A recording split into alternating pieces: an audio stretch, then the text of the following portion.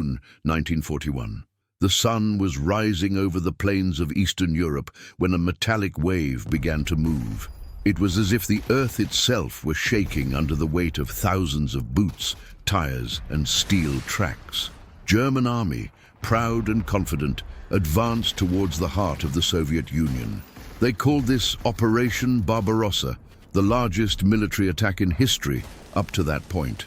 More than 3 million soldiers marched together, with 600,000 vehicles and nearly 4,000 tanks, all driven by an arrogance fueled by quick victories in Poland, France, and the Balkans. In the eyes of those men, there was only certainty. It was certain that they would crush communism and take Moscow within a few weeks. It was certain that the Soviet colossus would crumble before the might of Wehrmacht, like a house of cards in a gale. German propaganda promised a swift campaign, so swift that many soldiers believed they would be home before Christmas, displaying medals of honor and telling tales of glory to their families. At first, everything seemed to confirm this illusion. Armored columns advanced swiftly, surrounding and destroying entire armies. Aircraft from Air Force dominated the skies, bombing railways, factories, and cities. Soviet villages burned, and the ground was covered in smoke and corpses. With every step, the Germans left behind a trail of destruction, and they believed nothing could stop them. But there was something no German general could control, something invisible, silent, and implacable. As the maps traced lines of advance, an ancient force, greater than any human army, prepared to counterattack. A weapon that had already defeated Napoleon over 100 years before, the Russian winter. Ignored, underestimated, he bided his time. As the Germans marched confidently, their fate was already sealed. It wouldn't just be the Soviet enemy who would kill them, but nature itself, merciless and cruel, that would turn men into ice statues. The lightning advance and the illusion of victory. The German advance in the summer of 1941 seemed irresistible, almost superhuman. Panzer tanks advanced with brutal speed, swallowing up kilometers of Soviet territory each day. The motorized columns kicked up clouds of dust that covered the sky, while the soldiers' boots crunched on the hard ground of the dirt roads. The generals called it Blitzkrieg, the lightning war, and indeed, it was as if lightning had struck the Soviet giant unawares. Entire armies of the Red Army were surrounded in vast cauldrons of destruction. In Kiev, Smolensk, and Minsk, tens of thousands of Soviet soldiers were captured like cattle, marched in endless lines, exhausted and hungry, toward prison camps. The Germans believed they were facing a victory already written. For them, the war was practically decided. The roads were littered with burned-out Soviet equipment, destroyed T-26 tanks, broken cannons, hastily abandoned weapons. From above, the planes of the Air Force glided like predators across the blue sky, hunting retreating columns of Soviet soldiers, dropping bombs and machine-gunning defenseless bodies. The ground became a mosaic of twisted iron and mangled flesh. Within the German ranks, the feeling was one of invincibility. Soldiers wrote letters home, describing glorious victories and the certainty that they would be in Berlin by Christmas. German newspapers carried triumphant headlines proclaiming that the Soviet Union was on its knees. It was the illusion of total victory, but this same speed that seemed a blessing hid a poison. Supply lines were beginning to stretch too thin. Trucks got stuck on poor roads, and fuel was slow to arrive. Even so, the generals pressed for more advance, more conquest, more territory. The order was clear: always move forward. The mistake was believing the enemy was already defeated. With every kilometer, the Germans moved further away from their bases, from support, from safety. And as the Wehrmacht advanced deeper into immense Soviet territory, something was preparing to change the course of that campaign. They marched confidently, but little did they know that the illusion of victory would be shattered not only by the enemy's weapons, but by the invisible force of time, which would soon transform the heat and dust of summer into ice and despair. Don't miss a single moment of the bloodiest and most epic battles of World War II. Subscribe now and experience the front lines like never before. The summer of 1941 seemed eternal to the Germans. Sun, heat and dry roads facilitated the Blitzkrieg's advances. But as September gave way to October, the skies over the Soviet Union began to change. First came the incessant rains, turning the dirt roads into rivers of mud, swallowing tires and tank tracks. The advance, once lightning fast, now lumbered like a wounded animal, but that was only the prelude to what was to come. Then, suddenly, as if the earth itself had turned against them, cold descended upon the front. It was no ordinary cold, not like the winter of Germany or France. It was an invisible enemy, ancient and implacable. The Russian winter temperatures plummeted, dropping to 20, then 30, and then to 40 degrees Celsius. The wind cut like blades, piercing through thin spring uniforms. Snow fell relentlessly, covering everything in white, erasing roads, villages, even the bodies lying on the ground. What was once dust turned to ice. Entire lakes froze overnight. Trees cracked under the weight of the ice, and men began to feel the very life draining from them. Every breath released dense clouds. Every footfall on the snow crunched like an ominous warning. The German soldiers were unprepared. Command had assured them the campaign would be short, so they wore only light uniforms designed for mild climates. Many improvised. Newspapers rolled up under their clothes, stolen blankets, rags tied to their boots. But nothing could stop the fury of the cold. Their skin burned, their fingers began to stiffen, and soon the White Death began to reap its first victims. Winter made no distinctions. War machines, once invincible, were now reduced to blocks of frozen iron. Guns jammed, oil solidified, engines refused to run. The might of Nazi Germany, which had dominated Europe, now found itself powerless against nature's fury. For the men on the front lines, the war was no longer just against the Red Army. It had become a desperate fight for survival.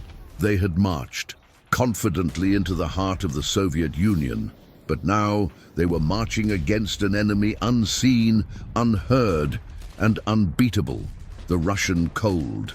As the Russian winter tightened its deadly embrace, it became immediately clear to the German soldiers that they had been sent to fight without sufficient armor against nature itself. Light summer uniforms, designed for temperate climates, barely covered their bodies. Thin boots provided no protection for feet that began to numb and blacken, fingers that, at the slightest touch, cracked and bled. Hands covered only by thin gloves froze, making it impossible to hold rifles, maps, or any tools. Some tried to improvise, crumpled newspaper tucked into their clothes, torn blankets tied around their shoulders, extra socks strapped to their legs. Nothing seemed enough. Every attempt to stay warm seemed futile in the face of temperatures that plummeted to 40 degrees Celsius overnight. Soldiers walked like zombies, their steps slow, their eyes glazed, their breath forming white clouds around their heads. Gangrene began to set in silently and relentlessly. Fingers and ears blackened, swelled, and soon fell into frozen wounds that no doctor could treat. Field units struggled to respond, but supplies were in dire straits. No warm shelter could be built quickly, no fire large enough to warm hundreds of men at once. Every soldier became a walking combat against slow, icy, and silent death. Meanwhile, military discipline began to break down. Men who had once marched in line, obedient and proud, now staggered, muttering nonsense, tearing off their own clothes in a delirium from the extreme cold. Many fell motionless, transformed into ice statues. War, which had once been a matter of strategy, bullets and bombs, had become a desperate fight against one's own survival. Even the machines suffered. Rifles jammed, machine guns jammed, tank and truck engines froze, leaving men vulnerable in isolated positions. Each advance became slower, riskier, more deadly, and death came silently, unseen, through wind, snow and ice, turning elite men into victims of their own arrogance and unforgiving nature. Want to uncover the real stories behind the war? with cinematic and shocking accounts you won't find in books. Click subscribe and follow every battle step by step. The Wehrmacht's advance, which had once seemed unstoppable, began to disintegrate in the face of an unexpected enemy, the Russian cold. Panzer tanks, symbols of German power, now lay immobile, swallowed by the ice. Tracks jammed, gears hardened, engines that refused to start. What had once been a perfect war machine was transformed into useless, silent metal. Trucks loaded with supplies got stuck in the frozen mud or simply wouldn't start. Every attempt to move equipment required a Herculean effort, a struggle against iron and nature. Soldiers had to improvise heat for their machines. Small fires were lit under tanks and trucks, trying to melt the solidified oil and get the engines roaring again. The smell of burning fuel mixed with smoke and frozen flesh created a suffocating atmosphere. Men sweated and shivered simultaneously, struggling to keep the machinery running as the cold began to attack their bodies with a ferocity equal to that which had destroyed the engines. Weapons jammed without warning. Rifles that once fired accurately now misfired. Machine guns jammed. Grenades froze in bags and backpacks. Germany's destructive power was paralyzed, and each advance became riskier, slower and bloodier. Every hour lost trying to disengage a frozen engine or free a stuck tank was an hour in which the cold devoured men, fingers and faces, turning them into ice statues that not even natural death could quickly erase. A sense of helplessness spread through the ranks. Experienced men, accustomed to winning on any terrain, now felt fear of not only losing the battle, but of being swallowed alive by a winter that spared no one.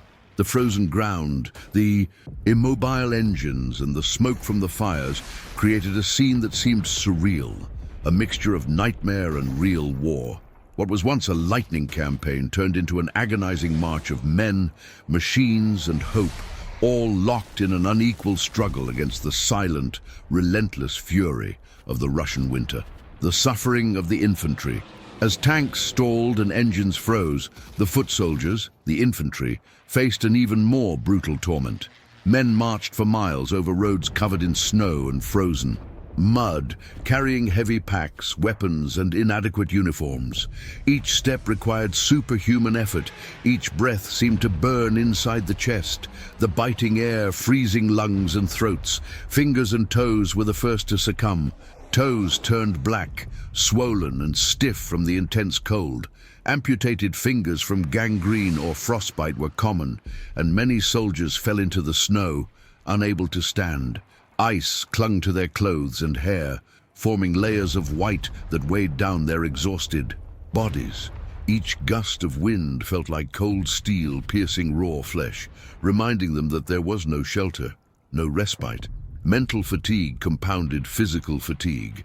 Desperation ran silently through the ranks, and men who had previously followed orders without question now muttered, raved, or collapsed. Some tore off their own clothes, believing the cold would be less intense if they were naked, an effect of hypothermia that confused mind and body. Others simply stopped walking, sat down in the snow, and disappeared silently, transforming into living ice statues before they were even struck down by bullets or bombs. Hunger was a constant presence. Scarce, frozen rations were consumed greedily.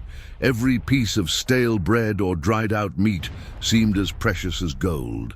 Some desperate men resorted to extreme tricks to survive, chewing leather, tree bark, or the frozen flesh of dead animals. War was no longer just about victory or defeat. It was about every second of life, every breath, every step that could lead to shelter or death. And above all, there was the deathly silence of nature. The cold seemed to watch, calculating each soldier's weakness, capitalizing on every mistake, every hesitation.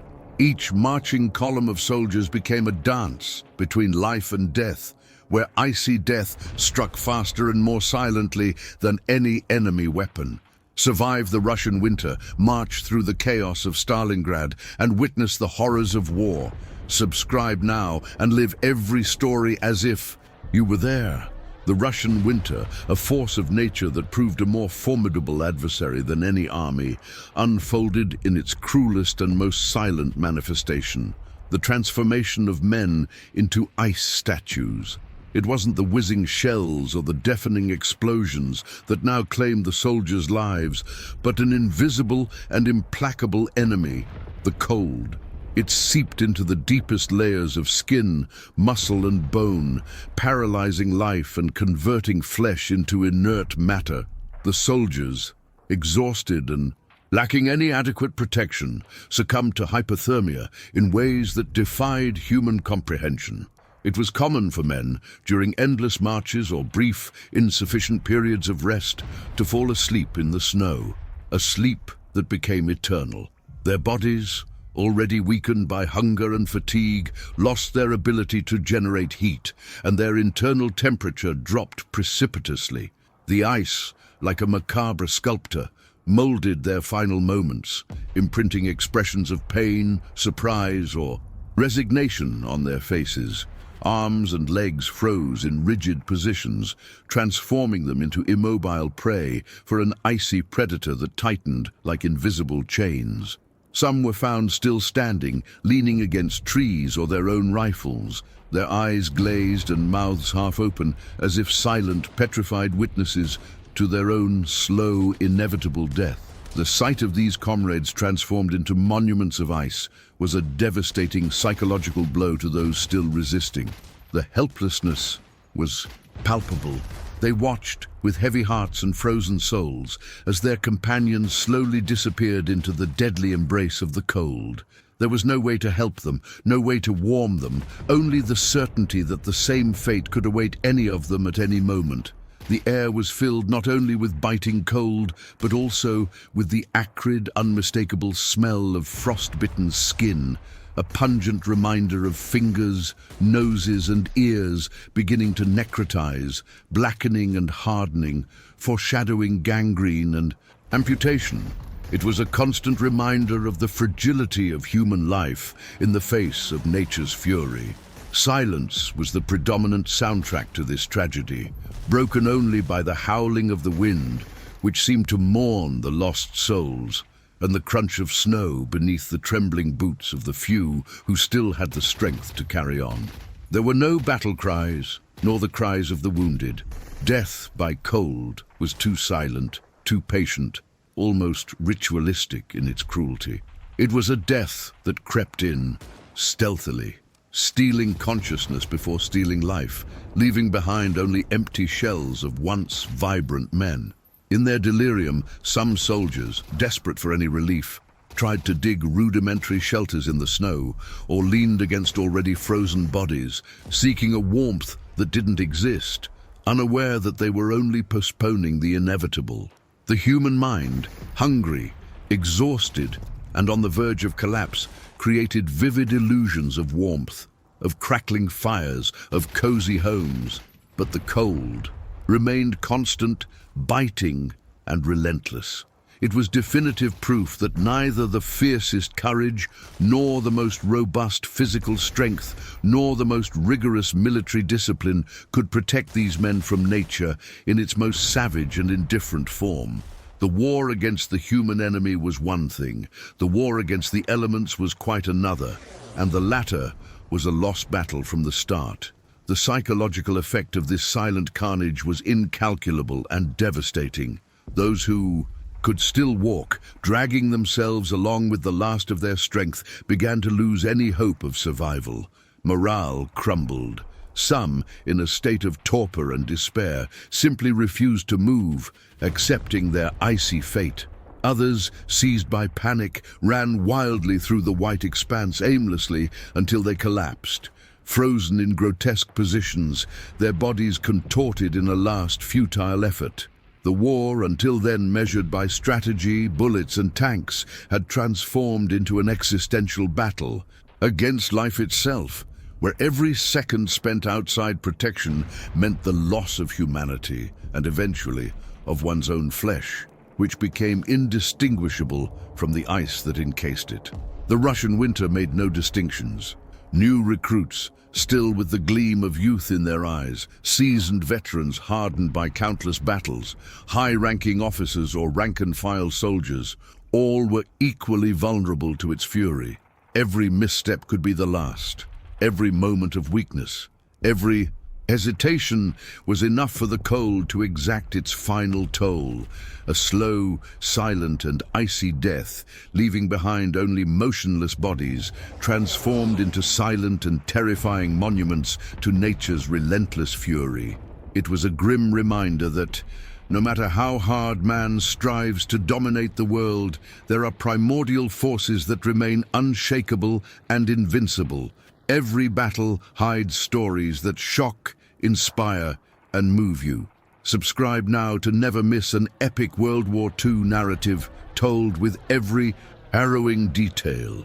The relentless hunger, the silent enemy that corrodes the soul, while the cold devoured the soldiers' bodies, transforming them into ice sculptures. Another enemy, equally cruel and insidious, advanced relentlessly: hunger.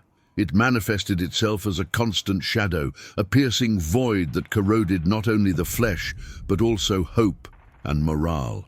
German supply lines, stretched precariously across thousands of kilometers of hostile territory, could not reach the isolated and constantly moving troops. Logistics, a fundamental pillar of any military campaign, crumbled under the weight of winter. Trucks stuck in deep snow, frozen and inaccessible supply depots, and roads blocked by relentless blizzards turned simple rations into a priceless treasure, nearly impossible to obtain. Food, which in normal times was abundant and guaranteed, became the most valuable currency, more coveted than gold. Every piece of stale bread, often moldy and frozen, was fought over with primal ferocity, every crumb counting for the survival of a man who saw his strength and will drain away with each passing day without food. Desperation led to extreme acts. Some soldiers, driven by the most basic need, chewed on the frozen flesh of dead or fallen horses, tearing off chunks with trembling teeth and bleeding gums, while the biting wind took what little heat their bodies could still generate. Others resorted to even more desperate and repulsive methods. They peeled icy, bitter roots, cut through tree bark in the hope of finding some nutritious sap, or ate snow mixed with hardened ice in a vain attempt to stave off hunger for a few hours, filling their stomachs with something that offered no nourishment but only a momentary sense of fullness. An empty stomach with its sharp and constant pains became an enemy as cruel and ever-present as winter itself, sapping men's physical strength and moral courage. Hunger, like cold, also gnawed at the mind. Soldiers, delirious and deprived, began to fight over even the smallest scrap of food, sometimes attacking their own comrades in a frenzy of desperation. Military discipline, so rigidly enforced in times of victory and advancement, disappeared in the face of the primitive instinct for survival.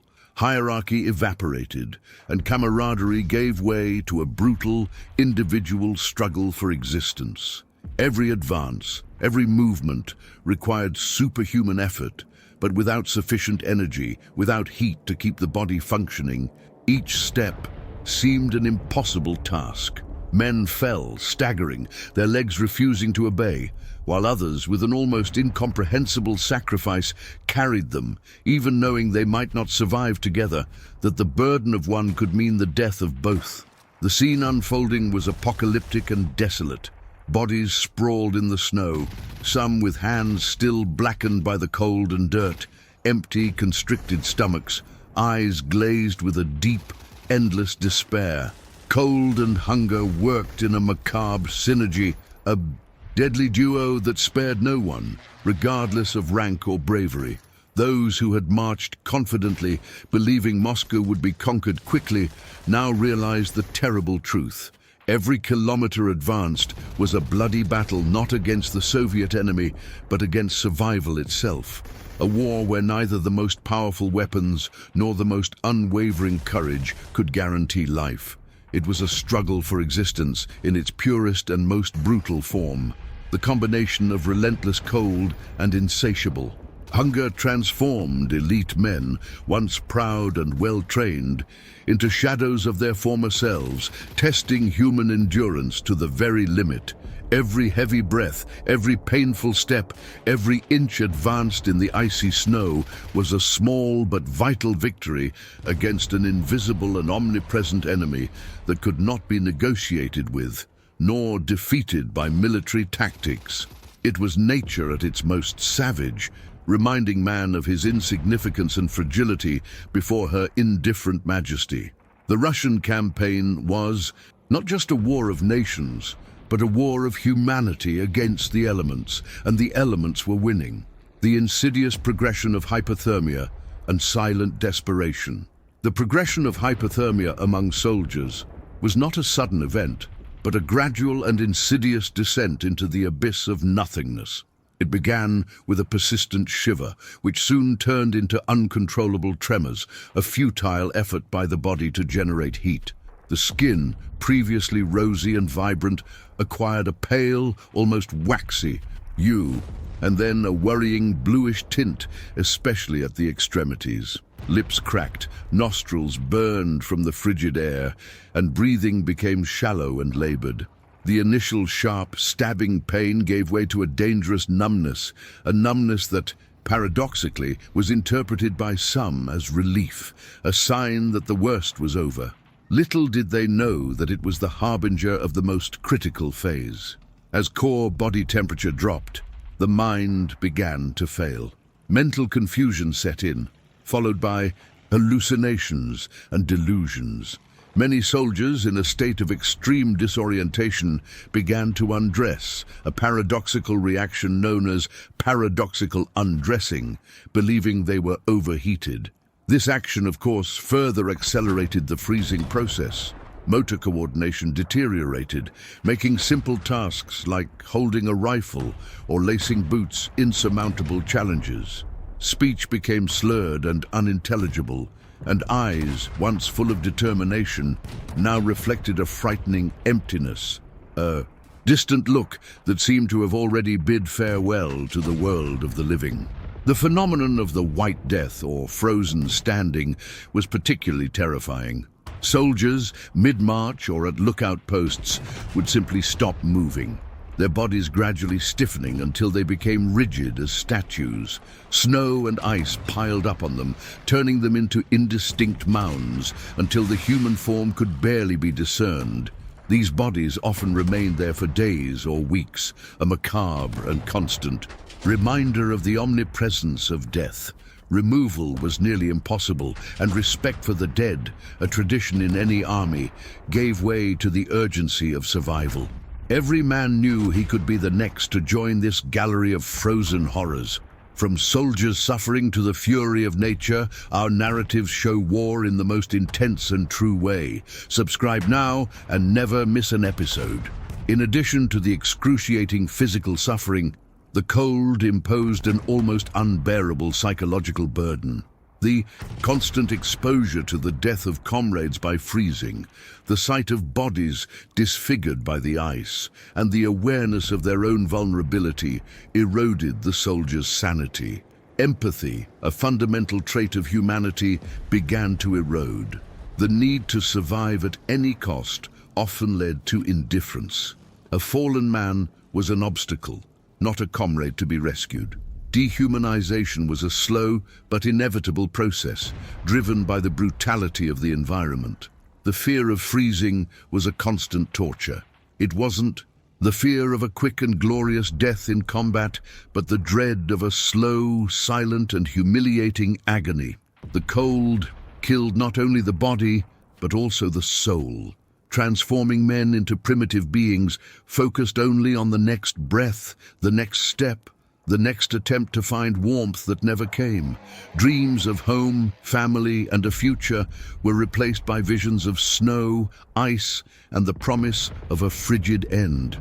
Many developed post-traumatic stress disorder before the campaign even ended, forever marked by the invisible scars of a winter that stole their humanity. The relentless hunger, the struggle for survival and human degradation. Step onto the front lines, See every strategy, ambush, and heroic or desperate act. Subscribe to discover the full history of World War II, logistics failure, and the illusion of abundance. The famine that ravaged German troops in Russia was not simply a consequence of shortages, but a direct reflection of a monumental logistical failure underestimated by the strategists of the Third Reich.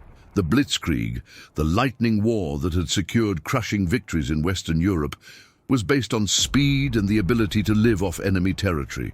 In the vast and desolate Soviet territory, this premise proved fatally flawed. Distances were immense, roads were few and precarious, and the Russian railway infrastructure, with its different gauge from that of Europe, imposed an insurmountable bottleneck on the transport of supplies on a large scale. Initial plans called for a short campaign, lasting just a few weeks, where troops would be supplied by fast convoys and captured depots. The reality, however, was a slow and painful advance, with supply lines stretched to the limit, vulnerable to partisan attacks and inclement weather.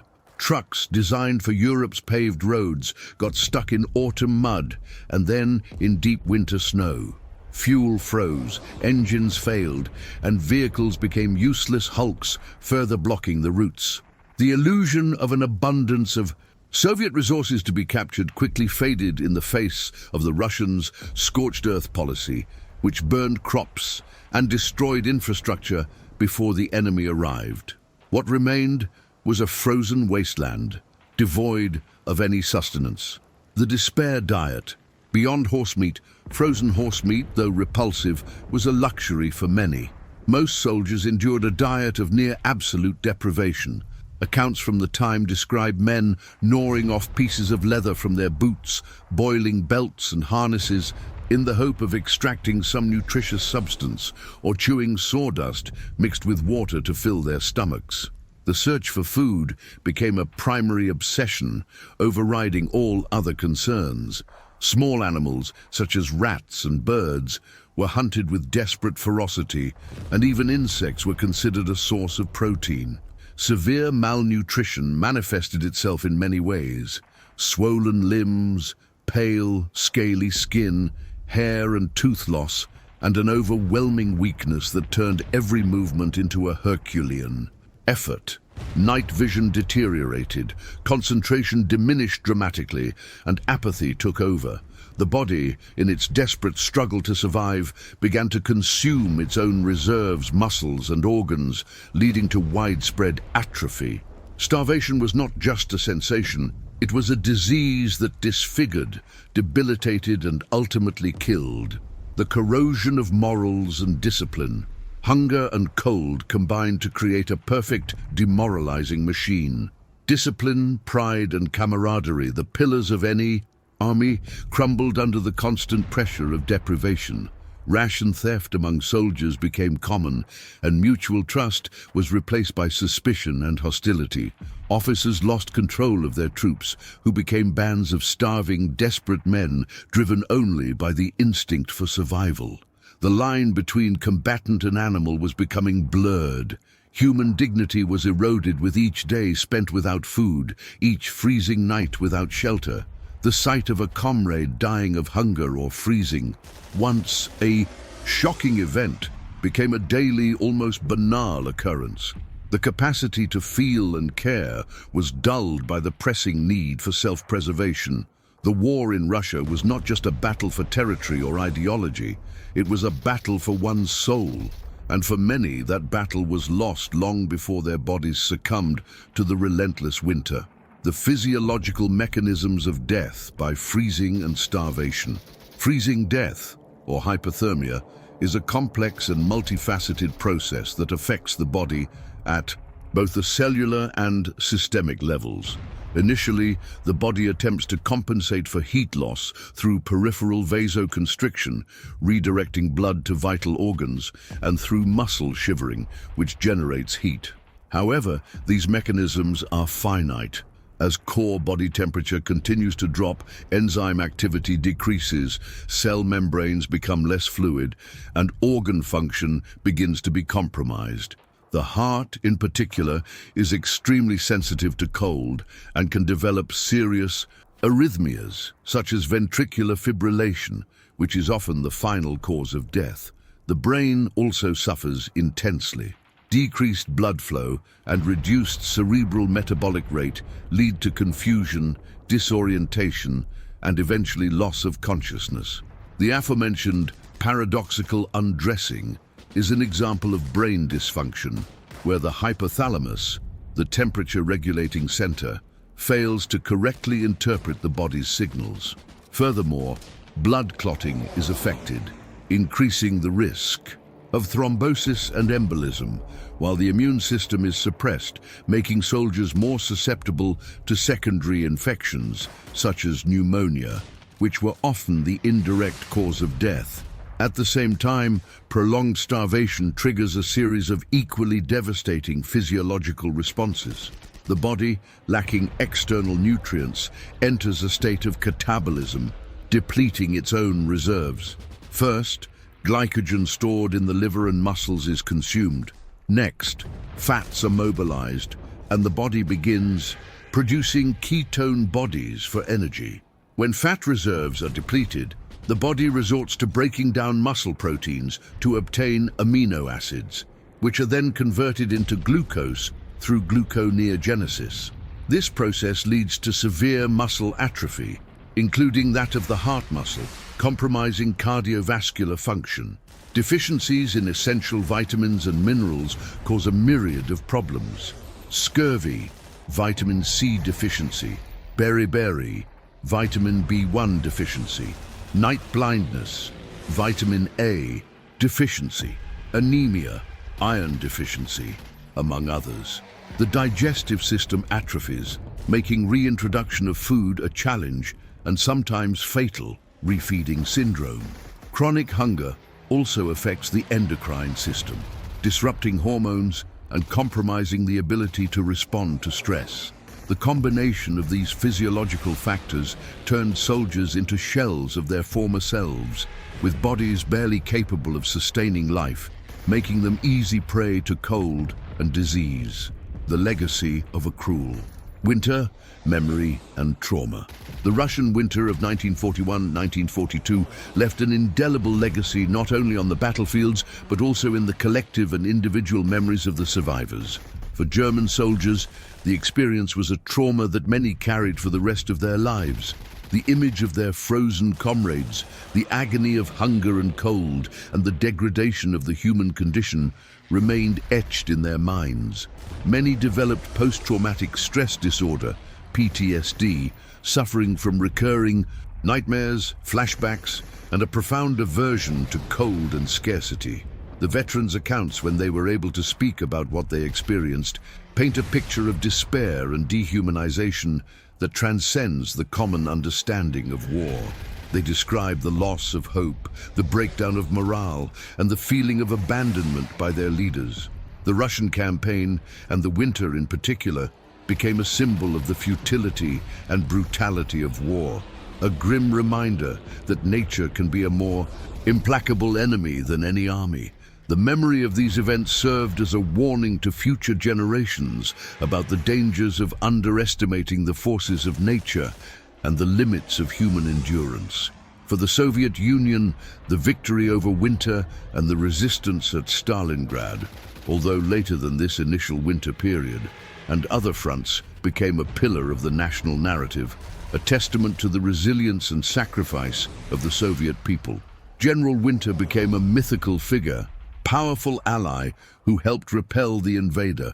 However, behind this heroic narrative lies the story of the immense suffering of the Soviet people, who also faced hunger and cold, albeit on their own territory and with a support network, however precarious, that the Germans lacked.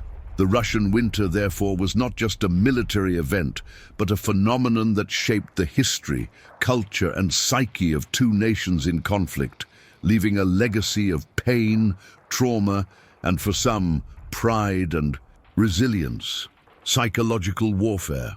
As cold and hunger attacked the body, an even more insidious battle raged within the soldiers' minds, the psychological warfare of winter. Every painful step in the deep snow, every breath that burned the lungs, every comrade who fell frozen was an invisible blow, eroding courage and sanity. The human spirit, as vital as the body, began to weaken. Men who had once obeyed orders without question now muttered to themselves, raved, or stared into space, unable to process what was happening around them. Fear, despair, and loneliness became enemies as real as Soviet cannons. Some tore off their clothes in delirium, believing they could warm themselves through exposure, a cruel effect of hypothermia that confused mind and body. Others screamed at the wind, at the dead, at God, trying to drown out the silence that surrounded them. The cold intensified every sense of vulnerability. Every shadow seemed like a lurking enemy. Every crackle of ice underfoot sparked paranoia. The feeling that death could strike at any moment left men psychologically on the brink of collapse. Some walked in circles, lost, or strayed from the line, only to disappear into the white expanse. Snow quickly covered their footsteps, obliterating every trace, as if winter itself wanted to wipe away the signs of humanity's disappearance. The winter's psychological warfare was not immediate, but it was devastating. It undermined discipline, eroded trust in leaders, and turned every soldier into a vulnerable victim of delirium and fear. The power of the human spirit, hitherto tested by gunfire and explosions, was now crushed by something invisible, silent, and relentless. Every hour at the front was not just a battle against the visible enemy, but against one's own mind and soul. War was no longer merely strategic. It was now a matter of psychological survival, and each small step could be either an act of bravery or the prelude to a freezing tragedy. The Soviet strike.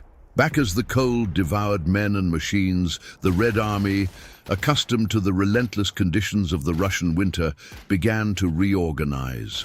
Soviet soldiers in thick fur coats and felt boots emerged from the forests and villages, ready to transform the German march into a bloody nightmare. The Soviet counterattack was not merely strategic, it was a brutal lesson from nature itself, a cold revenge against those who had underestimated winter. The offensives were devastating.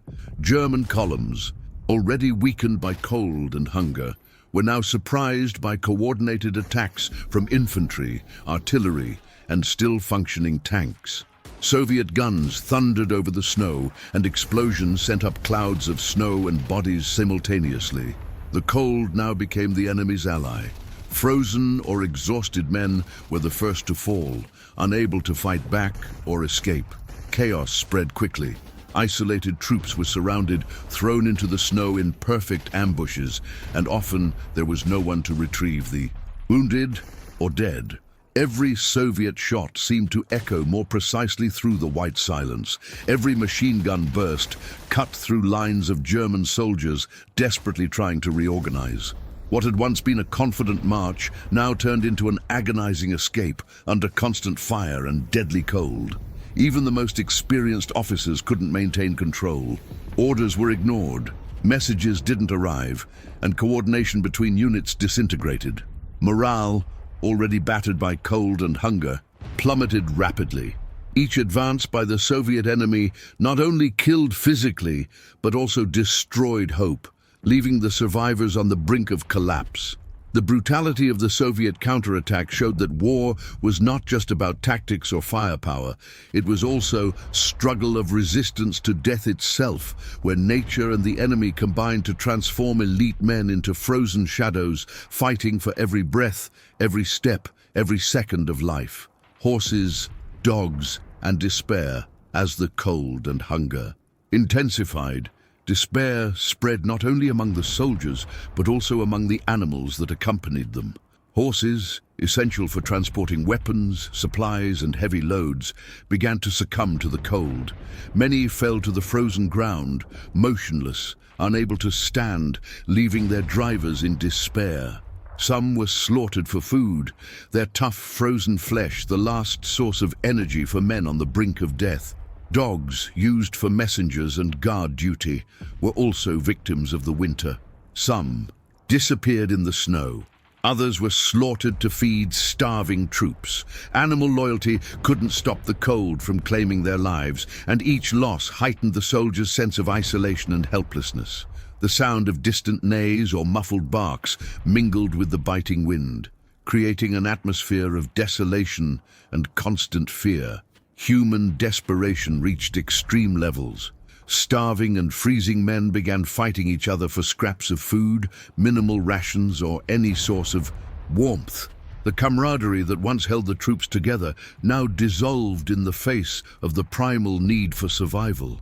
Some soldiers, driven mad, attacked their comrades, while others simply gave up, letting themselves fall into the snow, accepting the silent death that was approaching. The landscape became a scene of an apocalypse. Bodies of men, horses and dogs, strewn across the merciless white snow, stretched grotesquely by the cold. A reminder that in war neither courage nor discipline nor experience can protect those who face the relentless force of nature and necessity. Every step was painful, every breath a superhuman effort, and every moment without food or warmth brought the soldier closer to inevitable death. In this scenario, the Wehrmacht was no longer an organized and feared army. It was a trembling shadow of men and machines fighting desperately to survive. A war that had become personal, silent and deadly, where even the closest allies could become enemies in a struggle for life and death. The disintegration of discipline. Cold, hunger and fear began to corrode not only the body, but the very fabric of the German army. Officers who had once commanded with authority now found their orders ignored. Starving, frozen and exhausted soldiers simply refused to march or follow instructions, focusing solely on finding shelter, warmth or food. The hierarchy that had sustained the Wehrmacht began to crumble like a house of cards under the weight of the Russian winter. Chaos spread quickly. Groups of soldiers separated from their units, wandering aimlessly, lost in the white expanse, unable to distinguish between friend, foe, or imagined foe. Some panicked, running blindly through the snow. Others simply sat and awaited death. Small rebellions erupted within the ranks. Men fought over rations, space near makeshift fires, or priority in transporting the wounded. The military discipline that once held them together now seemed a distant memory. Desperate, officers tried to reorganize their troops, shouting orders that were muffled by the biting wind. Messages were lost, and every attempt to form a defensive line turned into a near impossible battle, not against the visible enemy, but against the army itself, shattered by nature. The psychological effect was devastating. Men accustomed to blind obedience now became unpredictable, sometimes heroic in individual acts, sometimes suicidal, rushing to their deaths without thinking. War, which should have been measured by strategy and tactics, became a brutal struggle for daily survival, where the only rule was to resist one more step, one more breath of air, one more minute. Every unit lost, every man who strayed or fell, further weakened the German advance. The Russian winter, silent and relentless, not only killed, but also disintegrated spirit, cohesion and hope, transforming disciplined soldiers into isolated victims of a war that was no longer just against the enemy, but against nature itself, against the body, against the mind. The wounded and abandoned. As winter and Soviet attacks progressed, what remained of the Wehrmacht began to face an even crueler reality. The wounded were left behind, often to die alone in the snow.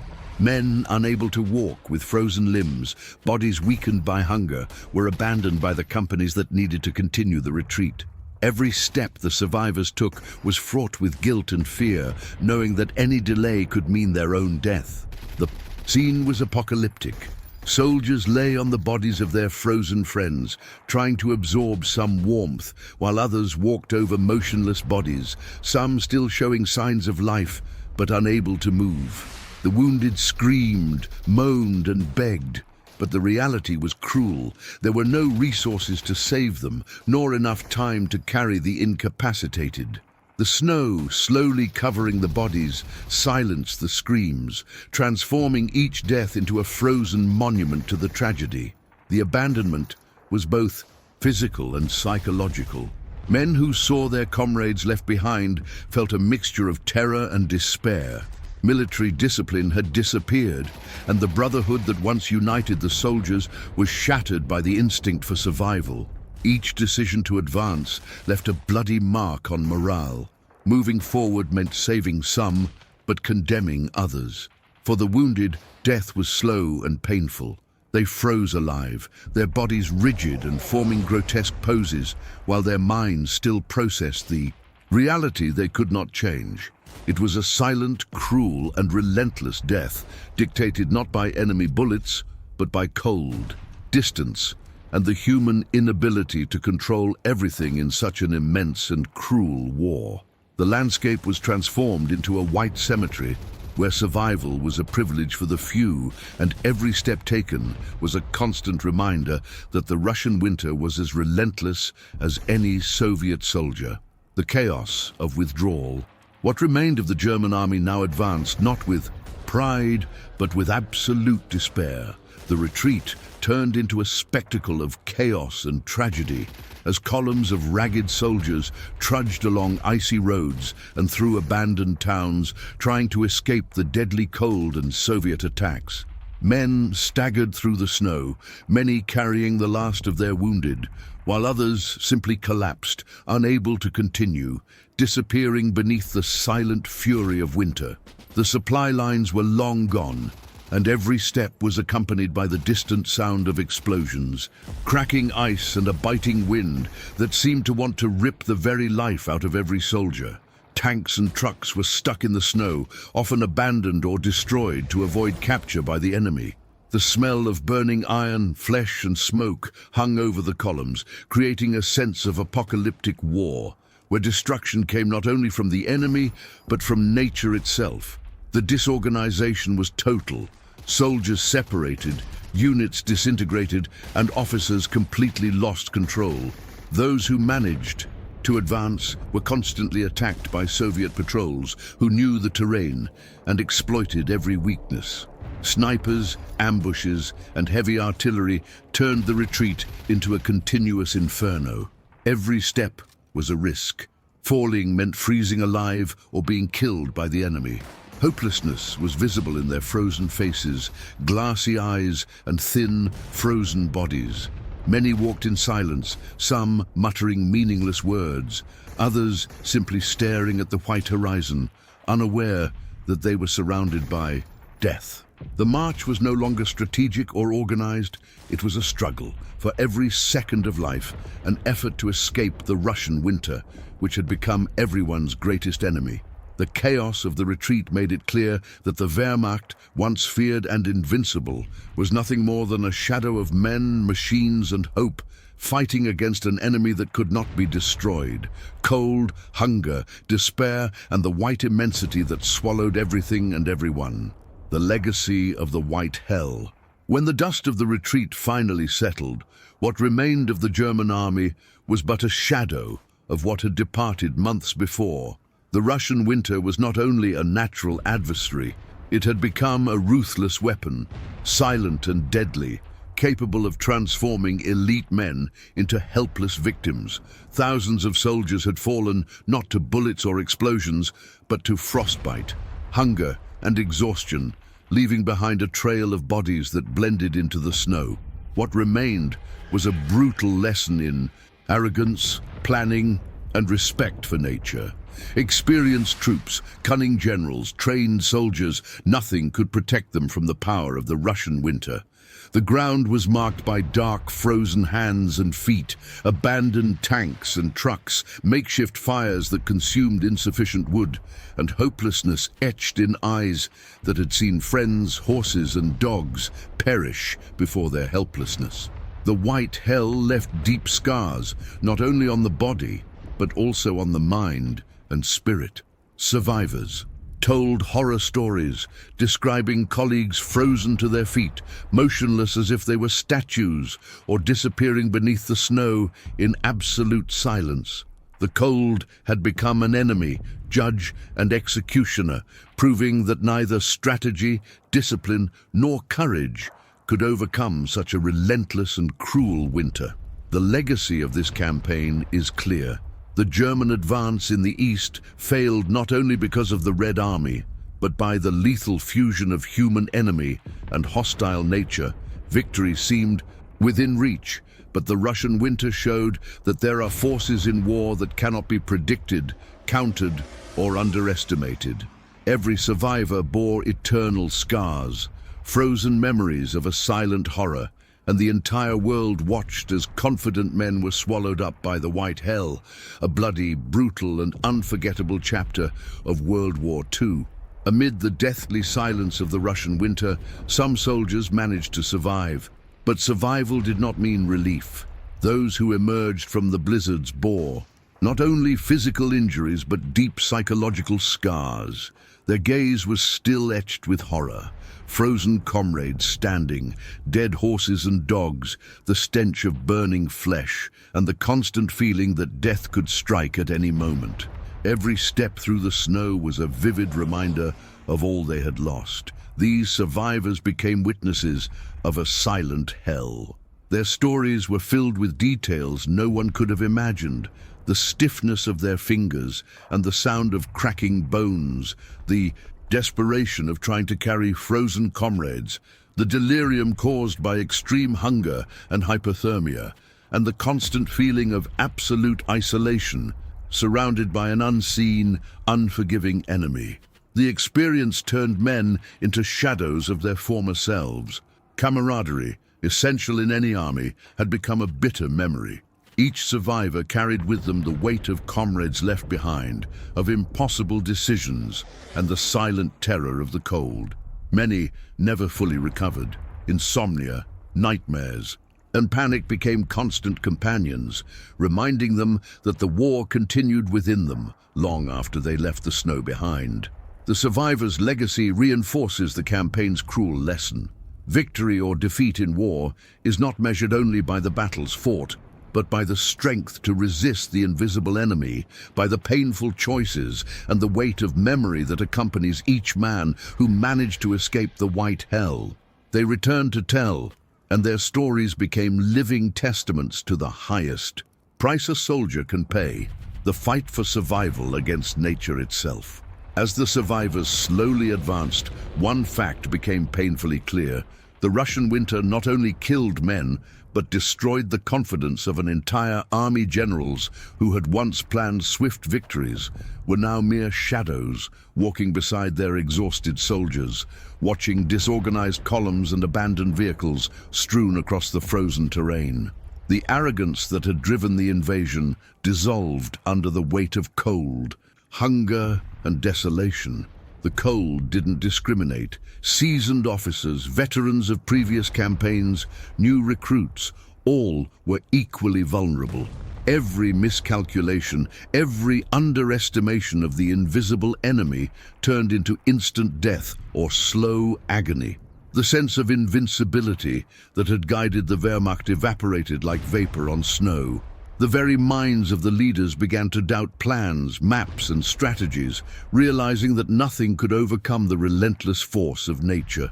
In addition to physical destruction, winter caused a profound moral destruction.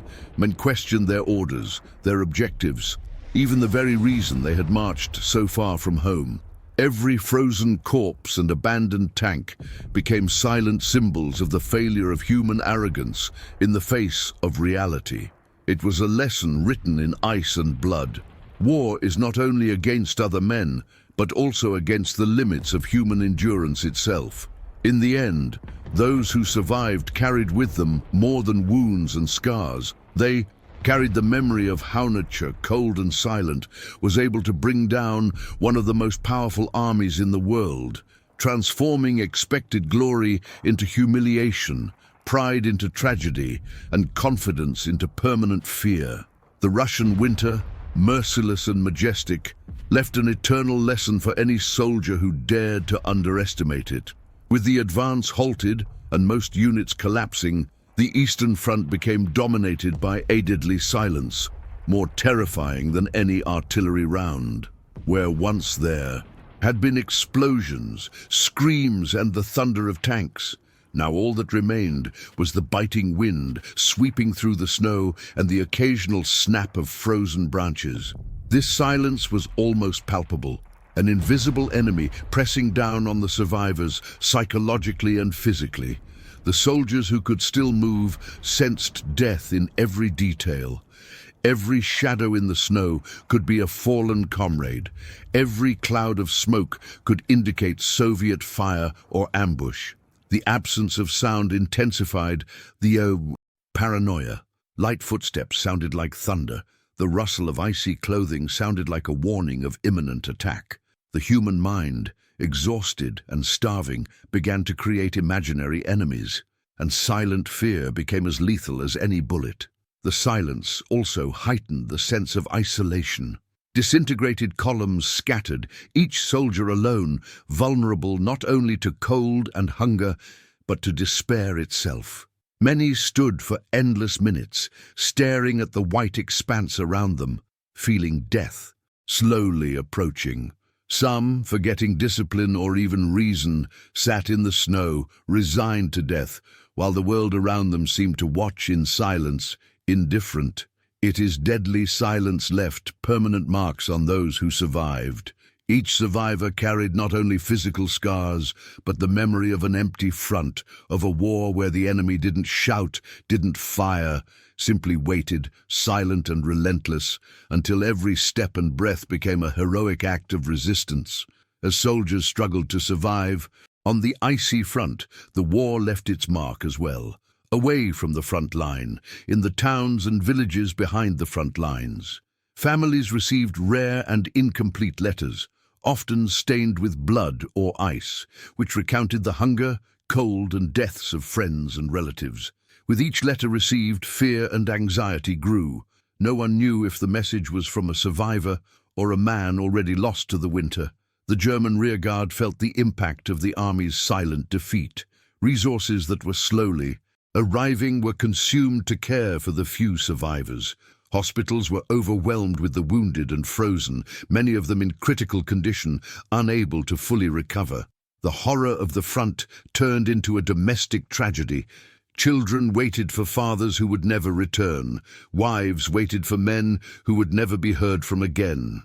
Winter and famine not only destroyed men, but shook the entire structure of society involved in the war. Official propaganda tried to downplay the catastrophe, but rumors of frozen bodies, abandoned men, and destroyed columns reached every city, spreading fear and distrust. The war, once distant to those behind the lines, became real, tangible, and relentless. Even among returning survivors, the psychological and social impact was profound. Horror stories were told in detail, but often misunderstood by those who had never been in the deadly snow. Each account was a reminder that the price of war is not just measured in territory gained or lost, but in broken human lives, shattered families, and a memory that never fades.